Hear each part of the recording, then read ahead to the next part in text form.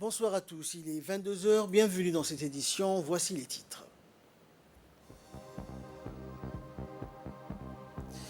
Le président de la République a pris part donc aujourd'hui à la cérémonie d'investiture du Premier ministre éthiopien, Dr Abiy Ahmed Ali. Dans l'actualité internationale, des centaines de migrants ont été secourus au large des côtes libyennes. Bonsoir à tous. La capitale éthiopienne, Addis Abeba, a accueilli aujourd'hui de nombreux chefs d'État et de gouvernement des pays africains et autres pour la cérémonie d'investiture du Premier ministre éthiopien, Dr Abiy Ahmed Ali. Le président Ismaël Omar Guelleh était l'un des hôtes de marque de cette grande cérémonie organisée pour l'occasion. Plusieurs autres chefs d'État et de gouvernement de la région et du continent, ainsi que d'importantes personnalités à la tête d'organisations internationales et multilatérales ont pris part à la cérémonie d'investiture du Premier ministre éthiopien.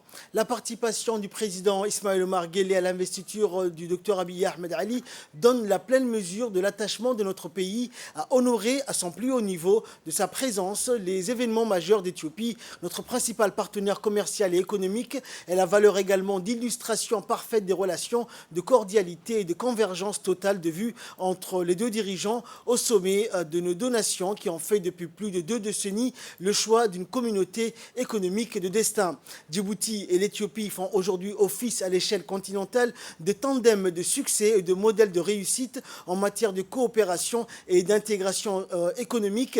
Et outre sa participation à la cérémonie d'investiture du Premier ministre éthiopien, le président Guelleh s'est entretenu donc comme à l'accoutumée en marge avec les plus hauts responsables politiques éthiopiens. Les relations bilatérales, l'état d'avancement des partenariats stratégiques entérinés entre les deux pays dans la quasi-totalité des domaines névralgiques du développement ont été donc abordés au cours des discussions du président Guelleh avec les principales autorités éthiopiennes. Sans doute aussi que ces entretiens ont été étendus à une série d'autres thématiques, notamment régionales et continentales d'intérêt commun pour les deux pays. L'investiture du Premier ministre éthiopien intervient au couronnement d'un processus électoral, notamment des législatives organisées dans ce pays ami en juin dernier et qui ont été remportées à une très large majorité par la formation politique, le parti de la prospérité du docteur Abiy Ahmed Ali.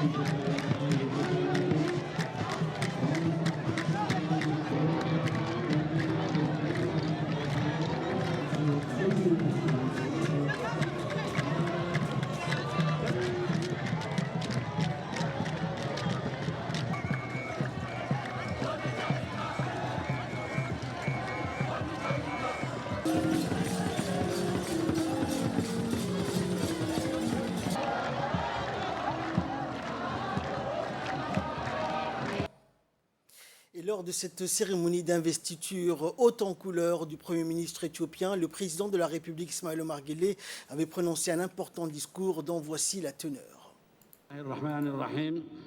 Excellencies, Sahle-Work Zewde, President of Ethiopia. Excellence Sahle-Work Zewde, présidente de l'Éthiopie, Dr Abiy Ahmed, Premier ministre de l'Éthiopie, Excellences, chef d'État et de gouvernement, Mesdames et Messieurs, c'est un plaisir pour moi d'être ici aujourd'hui pour témoigner davantage du processus démocratique durable de notre pays frère, l'Éthiopie. C'est également un honneur pour moi de transmettre mes plus sincères félicitations à son Excellence Dr Abiy Ahmed en cette occasion propice. Monsieur le Premier ministre, je me tiens devant vous aujourd'hui pour vous transmettre un message d'espoir et d'encouragement en mon nom personnel et au nom de mon peuple. Nous vous apportons également, ainsi qu'au peuple éthiopien, les vœux et le soutien du peuple djiboutien. Excellences, Mesdames et Messieurs, forte d'une fière histoire remontant aux empires abyssins, l'Éthiopie a pris la tête de nombreuses questions panafricaines, que ce soit en tant que premier pays africain membre de la Société des Nations à la fin des années 1920 ou en tant que berceau de l'Organisation de l'Unité africaine, aujourd'hui connue sous le nom de l'Union africaine. Plus récemment, l'Éthiopie a également tracé un chemin de croissance et de développement sans précédent qui a servi de locomotive pour l'ensemble du continent. Et plus important encore pour notre région, comme nous le savons tous, tout au long de cette longue et glorieuse histoire, l'Éthiopie a traversé de nombreux moments décisifs et on en est toujours sorti plus forte. L'Éthiopie a fait dévier les dogmes de ceux qui l'ont condamnée à la ruine. Elle est toujours restée unie face à la lutte. Aujourd'hui, plus que jamais, nous espérons voir une nation éthiopienne en paix avec elle-même, une nation qui pardonne à tous ses fils et filles, qui s'appuie collectivement sur les réalisations d'hier pour atteindre un niveau encore plus élevé. Nous savons tous combien la paix est fragile dans notre région et sur notre continent.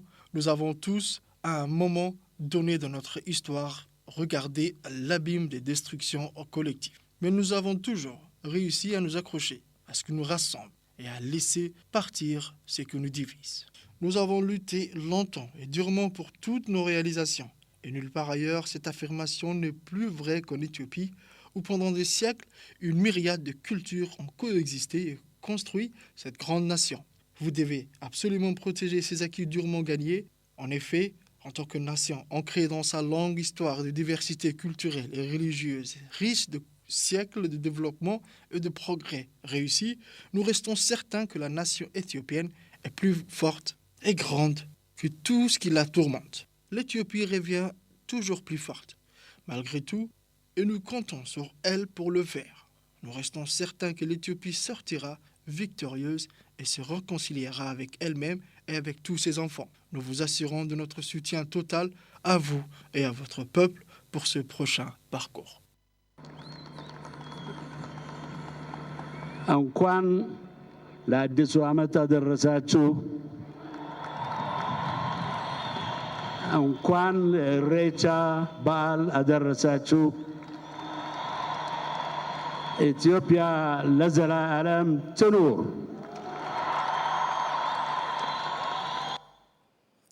Et l'ambassadeur de la République de Djibouti auprès de l'Éthiopie et représentant permanent de notre pays auprès de l'Union africaine, Abdi Mohamed Haïbé, a fait une déclaration ce matin alors qu'il procédait aux dernières retouches des préparatifs liés à l'accueil chaleureux réservé au président de la République qui a pris part donc dans la même journée à la cérémonie d'investiture du Premier ministre éthiopien. Les liens fructueux entre notre pays et l'Éthiopie est à la mesure des partenariats stratégiques et complémentaires qu'ils entretiennent depuis 2 décennies dans tous les secteurs de développement durable, s'est réjoui le diplomate djiboutien. Djibouti et l'Éthiopie font office aujourd'hui de modèle de succès en matière d'intégration économique, a-t-il indiqué dans le même sens. L'événement d'aujourd'hui servira également de tribune à l'annonce des membres du Parlement issus des dernières législatives éthiopiennes remportées haut la main par la formation politique, le Parti de la prospérité du Premier ministre, Dr Abiy Ahmed Ali, a-t-il conclu. Dans le reste de l'actualité, le ministre de la Défense chargé des relations avec le Parlement, Hassan Omar Mohamed Burhan, a reçu aujourd'hui la visite de travail du directeur Afrique du ministère des Affaires étrangères français, Christophe Bigot. Au cours de cette rencontre, le directeur a passé en revue avec le ministre de la Défense plusieurs questions bilatérales et régionales d'intérêt commun, dont notamment les relations bilatérales entre Djibouti et la France. Le ministre et le directeur se sont également félicités des liens d'amitié et de coopération solides et historiques unissant les deux pays, réitérant réitérant leur détermination à œuvrer en vue de les consolider et les élargir davantage. Au cours de cette rencontre, le ministre et son hôte ont évoqué ensemble la situation sécuritaire de la région de la Corne de l'Afrique. Djibouti a ouvert son pavillon le 1er octobre dernier à Dubaï concernant l'Expo 2020 de Dubaï en présence de l'ambassadeur de Djibouti aux Émirats Arabes Unis, Moussa Mohamed Ahmed, du directeur général de l'agence de l'ONTD et commissaire général du pays pour l'Expo 2020, Ousmane Abdi, et son commissaire adjoint. Durant les 6 mois de l'Expo, ce pavillon national situé dans le district de la mobilité et d'une superficie de 213 mètres carrés sera la vitrine nationale pour promouvoir notre pays dans les secteurs stratégiques de développement, comme notamment ses infrastructures portuaires et logistiques de pointe, avec sa position stratégique, son secteur de télécommunications, ses atouts touristiques et sa riche culture diversifiée.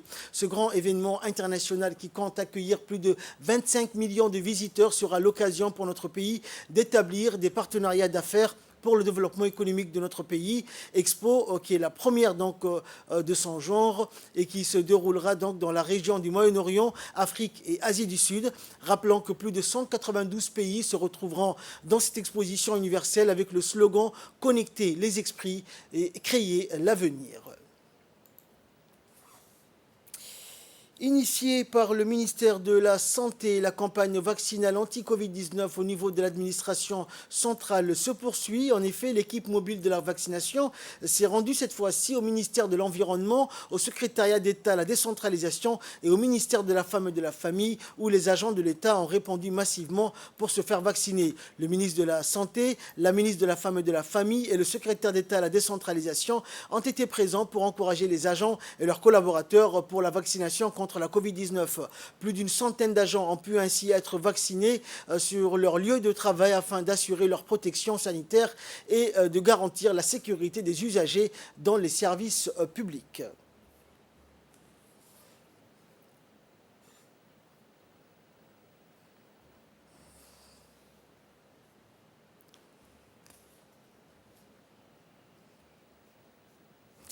Et concernant toujours la pandémie de la Covid-19, le ministère de la Santé nous fait donc, comme à l'accoutumée, un point de presse quotidien concernant la situation épidémiologique de cette pandémie. Écoutons le secrétaire général du ministère de la Santé.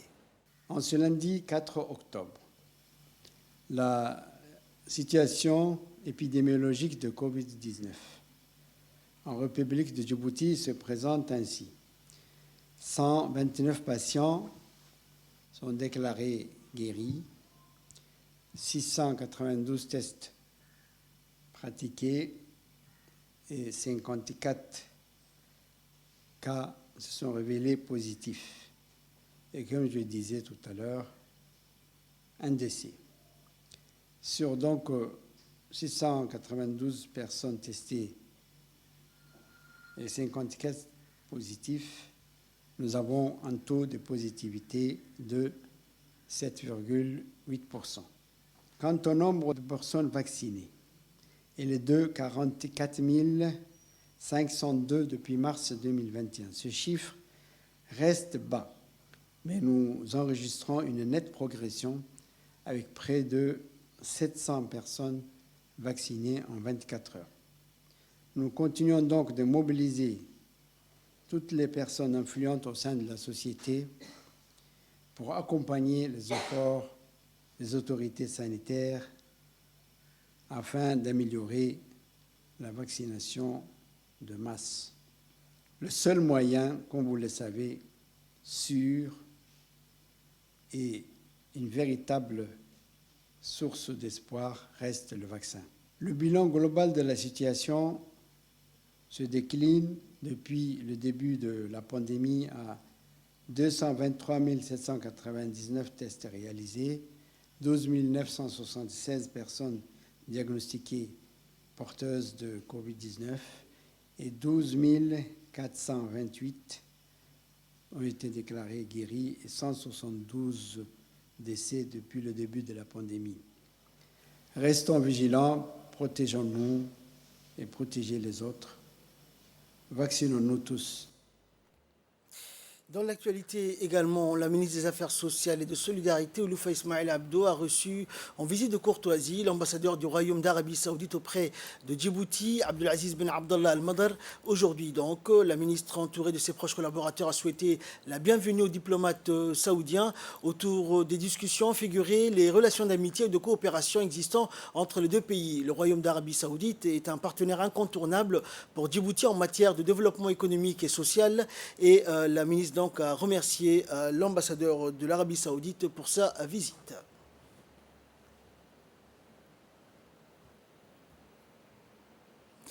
Sur invitation de son homologue, le ministre saoudien de la Culture, la ministre de la Jeunesse et de la Culture, Dr Hibo Moumen Assowe, accompagné de l'ambassadeur résident de Djibouti au Royaume d'Arabie Saoudite, Diaydin Saïd Bamakhrama, et du conseil technique de la ministre, a participé hier à la cérémonie officielle de lancement du Salon international du livre de Riyad. Ce salon forum annuel est un événement immanquable pour les amateurs de lecture. Il compte parmi les plus importants de la péninsule arabique en termes de visiteurs, de ventes et de programmes culturels. Les plus grandes maisons d'édition locales, régionales et internationales s'y retrouvent chaque année. En marge du salon, la ministre a rencontré le secrétaire général du centre Abdelaziz, Dr Fahad Ben Abdallah Ben Abdelaziz, afin de discuter des voies et moyens d'établir le cadre d'un projet de partenariat entre la bande de Djibouti et le centre culturel Abdelaziz. Le Sheraton Hotel a abrité ce matin une première réunion du comité conjoint de terrain entre le ministère djiboutien de l'Intérieur et le ministère de l'Intérieur saoudien. Réunion qui a été présidée par le secrétaire général du ministère de l'Intérieur, Siraj Omar, et qui a vu également la participation des officiers et des corps armés djiboutiens, de la gendarmerie, de la police, de la garde-côte et des forces armées. L'objectif de cette réunion étant de discuter et d'adopter un rapport final de la visite de terrain sur l'immigration illégale transfrontalière. L'immigration illégale, donc, est un phénomène mondial qui pose un défi humanitaire, économique et sécuritaire partout à travers le monde et qui requiert une coopération étroite et des efforts concertés de la part des autorités concernées pour y remédier. Et le secrétaire général du ministère de l'Intérieur a souligné que cette réunion revêt une importance capitale pour la lutte contre l'immigration illégale. On l'écoute.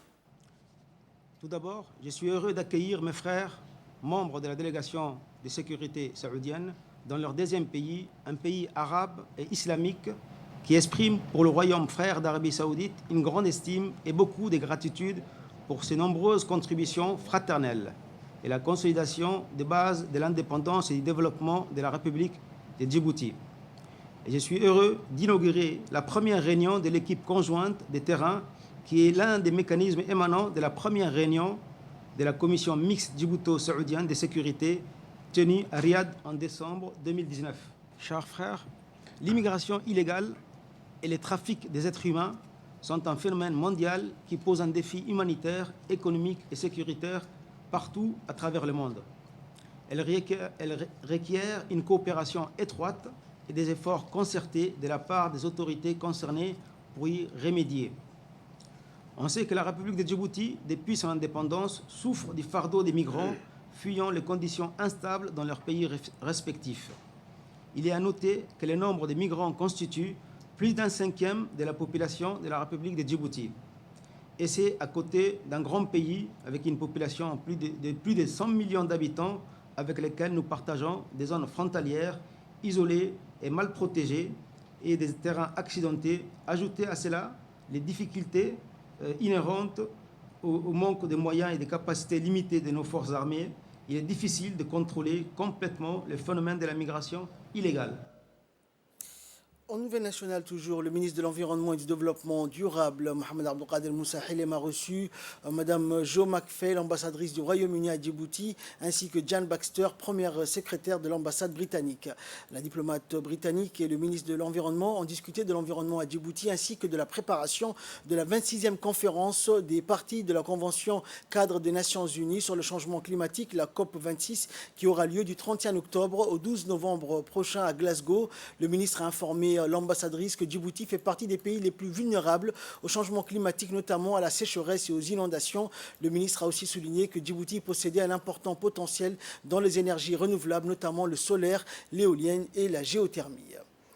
Le ministre délégué donc à la décentralisation, Qassim Haroun Ali, a accueilli Aujourd'hui, le chargé d'affaires du Royaume du Maroc à Djibouti, Mbarak Hadawi, le ministre a évoqué les liens séculaires d'amitié qui lient les deux pays et a plaidé à la consolidation de ce lien par un partenariat responsable entre les deux parties. Les deux parties donc ont discuté longuement de la concrétisation du renforcement de ce lien par un mémorandum d'entente entre le ministère délégué chargé de la décentralisation et le ministère de l'Intérieur, la Direction générale des collectivités territoriales du Royaume du Maroc.